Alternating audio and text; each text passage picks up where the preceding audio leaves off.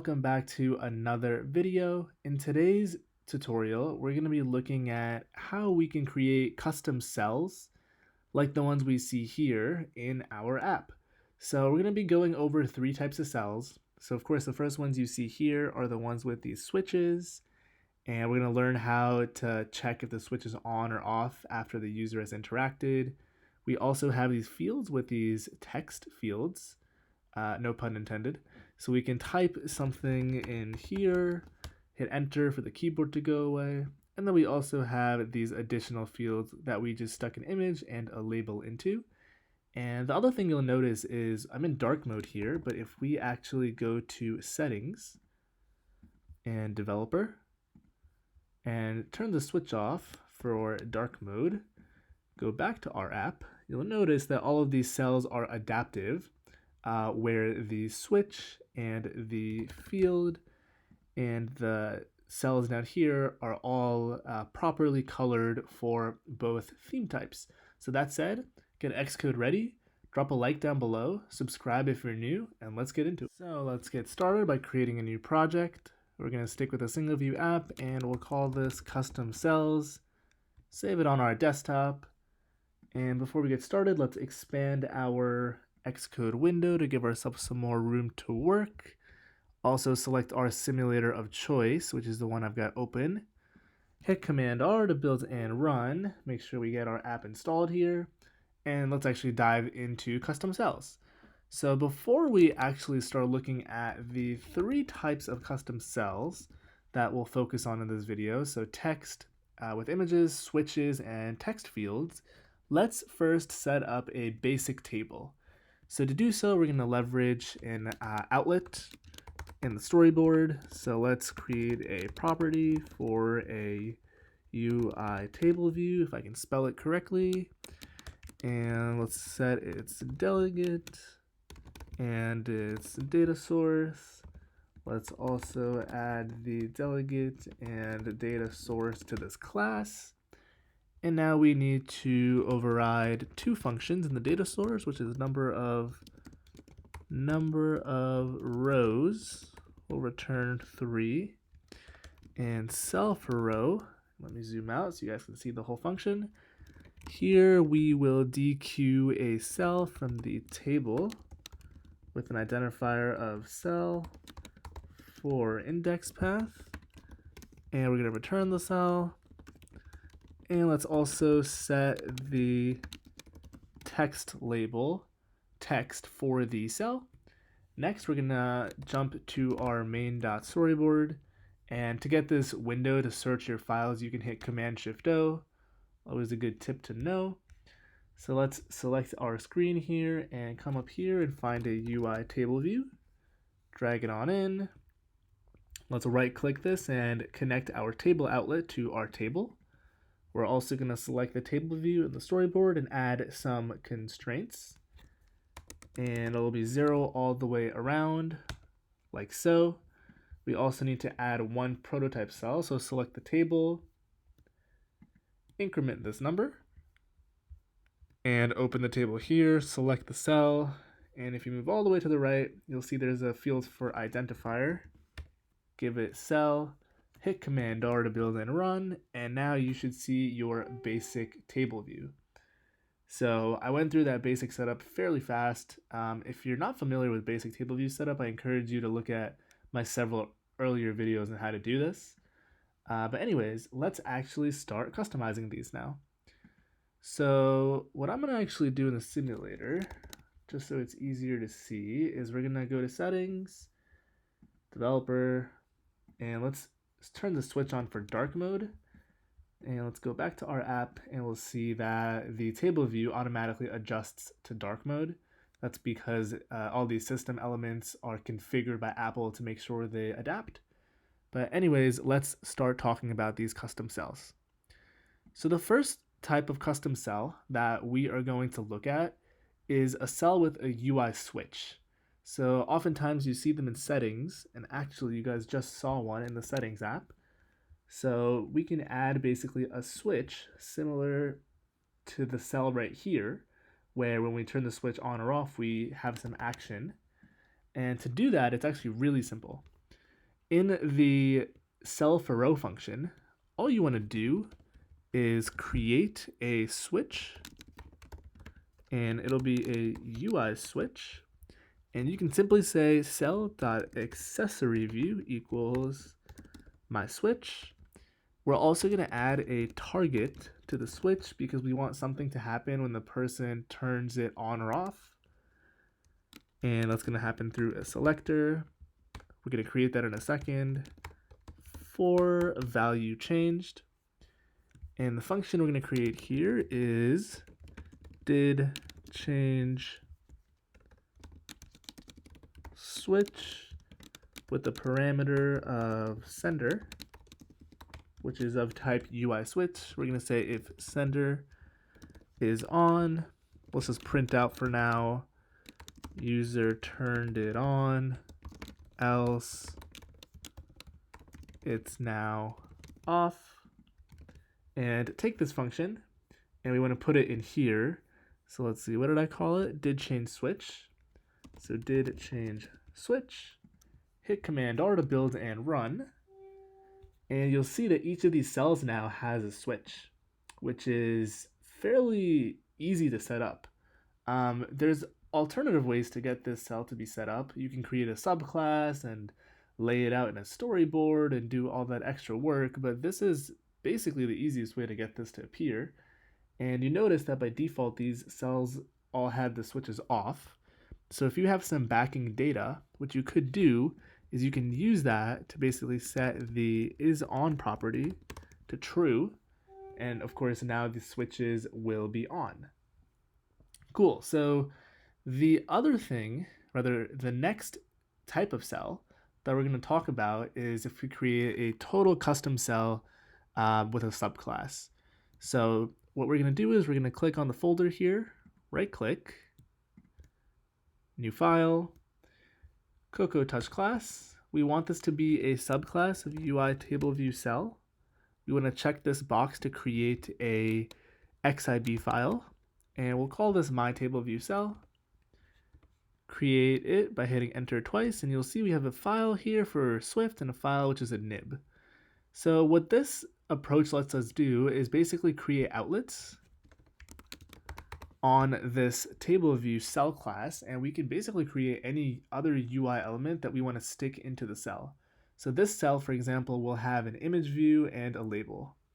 So we're going to create an outlet called myImageView, which is a UI image view, and my label, which is a UI label. We also need to do a couple more things in here. We're going to create a static constant called identifier.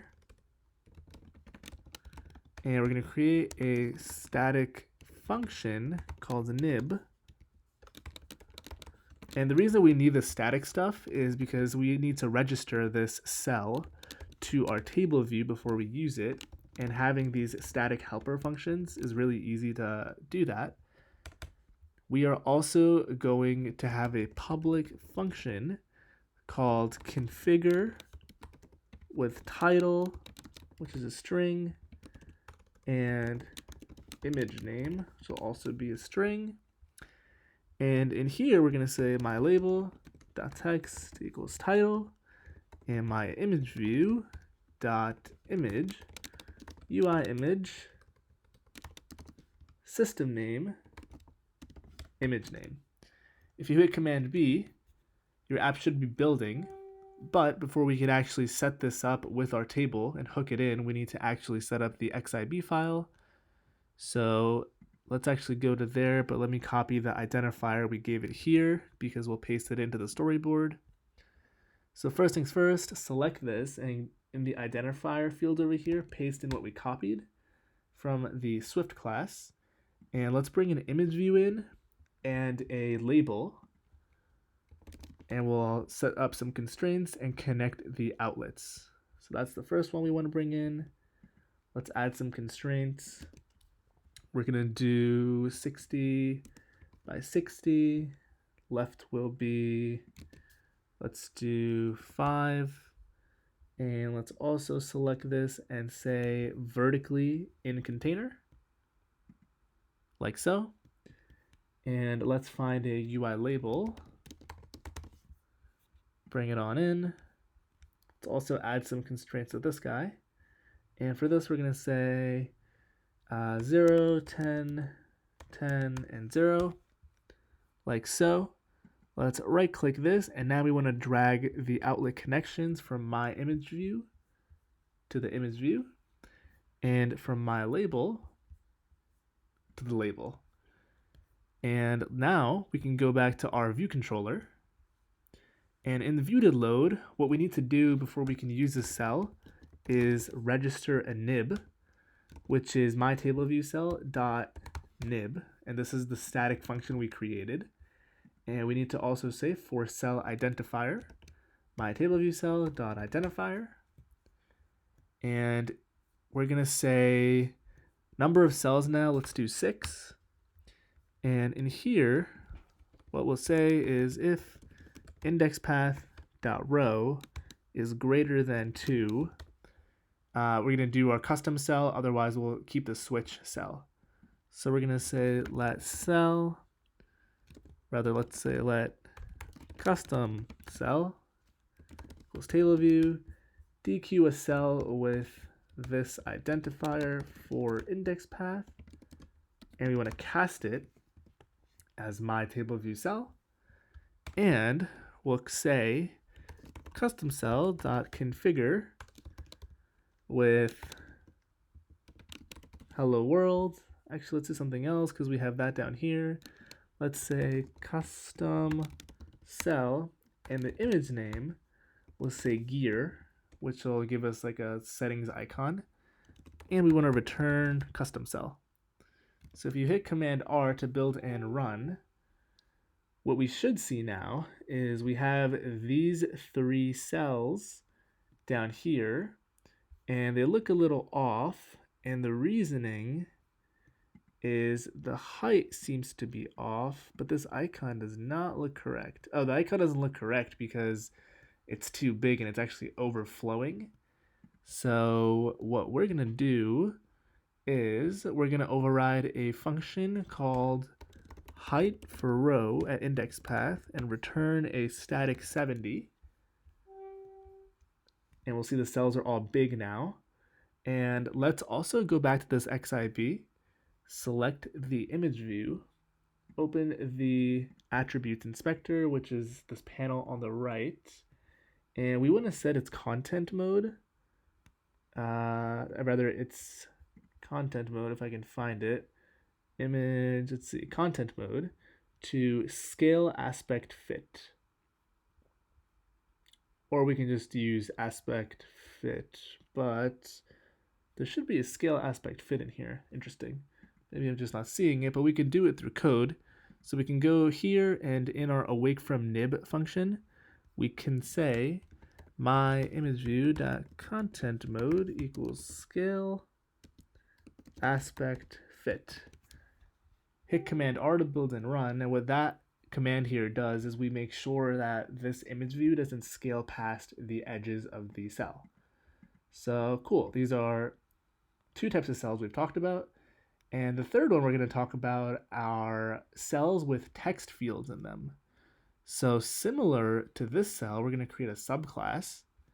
So click this folder, right click, new file, go touch class, and we're going to call this field tableview cell.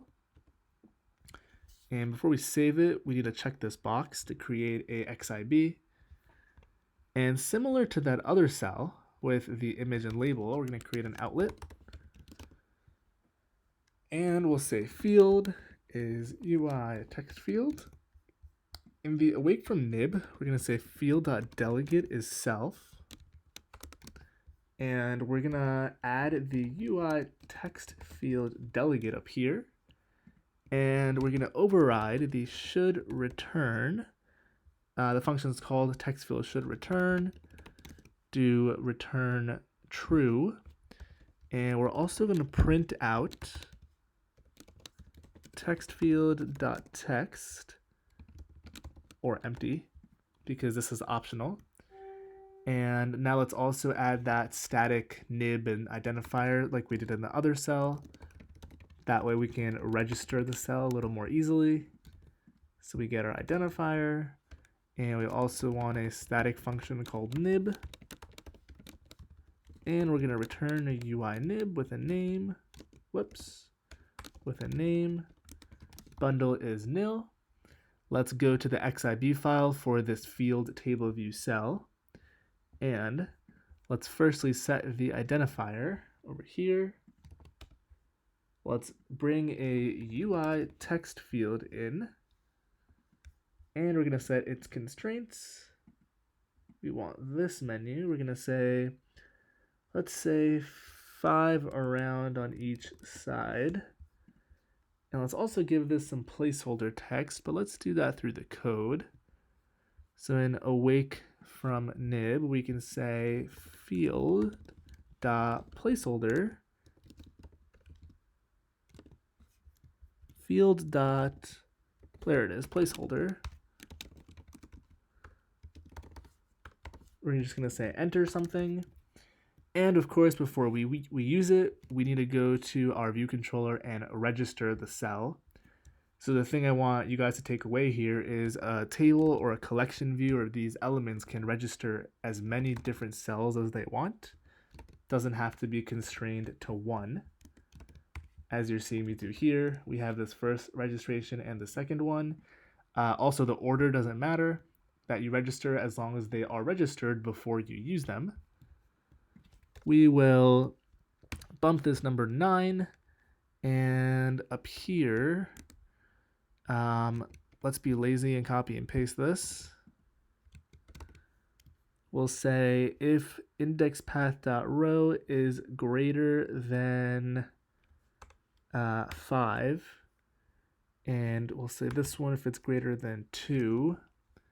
We're going to use the text field cell. So we're going to say field cell, and we want to make sure we change this identifier over here. And hopefully my numbers there are correct. So if you hit Command R to build and run, we are crashing, and the reason we're crashing is because we forgot to connect our field outlet in the XIB. So let's come into here, right click and drag from this field to our UI text field. Hit Command R one more time. And let's see, now we have a bunch of these fields are switches, but our other cell went away. So let's go back to our storyboard, and I think I messed up this index path row less than. So if it's greater than 2, do this. If it's greater than 5, do that. I think we want this to be, if indexPath.row is greater than 3, we want it to be a field. If it's greater than 5, we want it to be custom. Otherwise, we want it to be the switch. And number of rows, let's make this 10. And they're all field and switches, so clearly I can't do basic math, so let me think about this for a second. So the fields, if it's greater than 3, this should actually probably be higher. So if it's greater than 3, we want this to be a field cell. But if it's greater than 5, we want it, I see, this should be beforehand. This is the field, and we're gonna say, if it's greater than 5, do this. If it's greater than 3, do these. Otherwise, do this. Still feels wrong, but let's see. It's a Command R. There we go. Okay, so that makes sense. Okay, so the reason we need to move this block first is because obviously 3 is less than 5 and our logical check won't be done in the correct order. But anyways, aside from me not knowing how to do math, we now have our different types of cells. So we have these switch cells, and as we switch it on and off, you can see we get this printed out stuff in our console.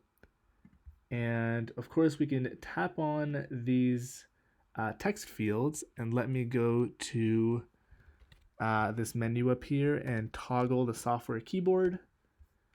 And we can type stuff in here. So let's say here is some text. And if we hit enter, you'll see that the text field does not go away, and that's because we're going to fix that in a second. But we can, of course, see these other cells as well, and as we tap on these, nothing happens. But when we press enter in any of these fields, we do get our text printed out. And if you recall, in the Swift file where we implemented the delegate function for should return, we're printing out the text in the text field. But what we also need to do is say text field.resign first responder. And the takeaway that I kind of want to illustrate here is different classes handle different things. So we can type stuff in here, and if we hit enter, you'll see that the field goes away. So this is a really good way where you can set up like a form or some type of data entry screen. The thing to be aware of is if the cell goes off screen, which I can't get it to do right now, you need to make sure you retain this text in a data model somewhere. Because these cells are deallocated and recreated on the fly, your text might disappear when you scroll and this field goes away. And let me actually illustrate that before I wrap up the video through creating a bunch of these cells. Let's say we do 100 plus of these. And let's say we enter stuff and swipe up, that cell went away. If we come back down, it's still there. But we want it to be deallocated. In some cases, because the cell is being reused, let's actually do this. Let's actually only have field cells and delete the rest of these. And you'll see, hopefully, if the simulator decides to cooperate, that the field text will go away. So if we enter stuff and swipe up, notice that some of these cells at the bottom here also have the text that we entered. And the reasoning is because it's reusing different cells over and over again. So if we typed in something here, you'll see it start appearing below. And if we go all the way back up, notice that that text is gone now. And the reason, like I mentioned, is these cells are reused over and over. So it's your responsibility as like the developer to make sure that you're holding the text that was entered in a model somewhere.